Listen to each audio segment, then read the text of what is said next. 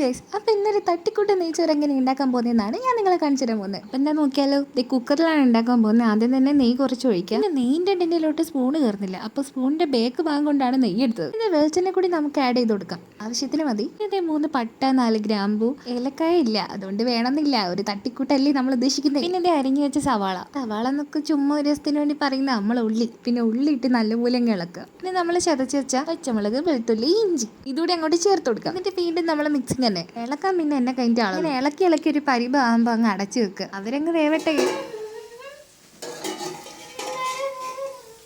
എന്താ ചെയ്യുക, കുക്ക് ചെയ്യുമ്പോൾ ഒരു പാട്ട്, അത് പിന്നെ നിർബന്ധമാണല്ലോ. പിന്നെ നമ്മുടെ അരി ഇട്ട് കൊടുക്കുക. എന്തോ ഭാഗ്യത്തിന് ഫോൺ ചെറുതായിട്ടൊന്നും വീണ് ആ വീഡിയോ എടുക്കാൻ പറ്റിയില്ല ഗൈസ്.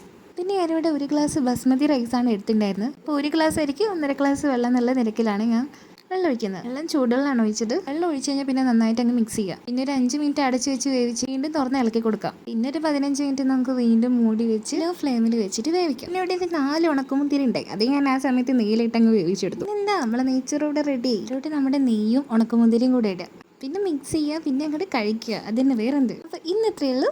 ഇഷ്ടപ്പെട്ട ലൈക്ക് ചെയ്യുക, ഷെയർ ചെയ്യുക, സപ്പോർട്ട് ചെയ്യുക.